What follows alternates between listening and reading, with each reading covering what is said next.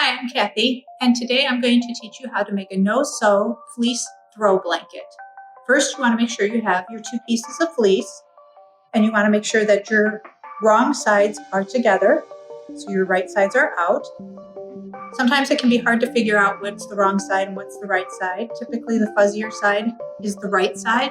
If you can't figure it out, then whoever you're giving this to will not be able to either. After you line them up, you may need to trim them so they're the same size, and you'll want to trim off that selvage edge where they were at the end of the bolt. And you'll see it's kind of that funny edge that rolls up and has a different texture. I've already done that, so you can see I've already trimmed that off.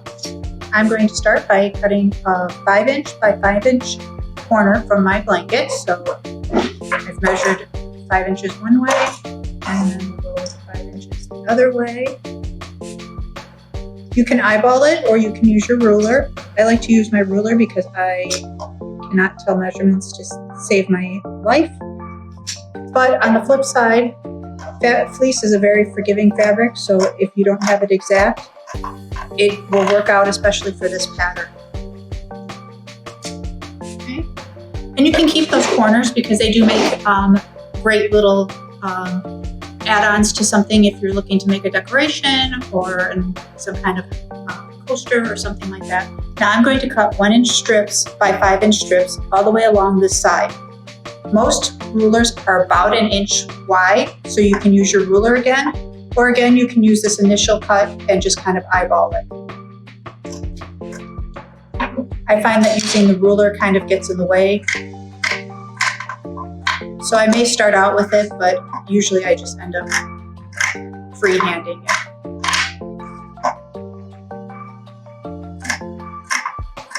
The biggest thing is making sure your fabric is flat as you move this along. Now I'm getting to the end of this side, so I want to stop for just a second and take a look at my corners because I'm going to cut out another corner, another 5 by 5 corner.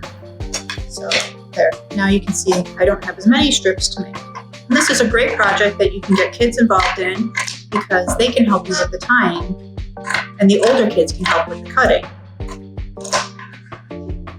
You just got to be careful because the scissors can be sharp and you don't want any fingers to get cut.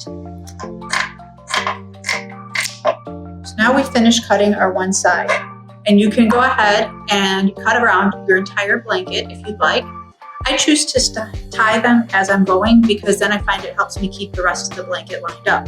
So in order to tie them, you take a strip from the top and a strip from the bottom, and you don't want to pull them too tight because they will bulge and gap. So you're going to take it and just tie a gentle knot in it. You want the knot to be snug so that way it doesn't come apart, but you don't want it so tight that you buckle up the blanket.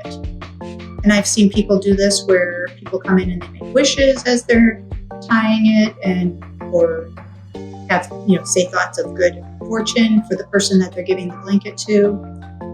It can have a lot of significance and meaning to whoever you're giving it to, depending on what you're doing with it. And if you have a knot that doesn't quite line up the way you want it or doesn't lay the way you want it, it's just a knot that you can untie and redo it again. Which is the beautiful thing about this is there's so many ways you can fix your mistakes or inconsistencies on this blanket. But it's still a handmade blanket that you can give to somebody and show them that you're thinking of them, that you put some thought into making something for them. And who doesn't like a handmade gift? Okay, so now you can see we have one side done. These are our ties.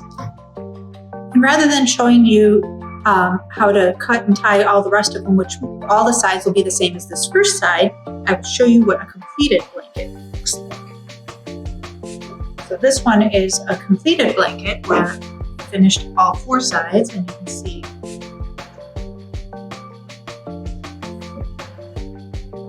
that they all, by cutting out the corners, you end up with nice corners on your blanket. So that's how you make a no-sew fleece throw blanket. If you haven't already picked up your kit that you've registered for, please do so through our curbside pickup, and you can go ahead and get started making yours right away. Thank you so much for joining me. Have a great day.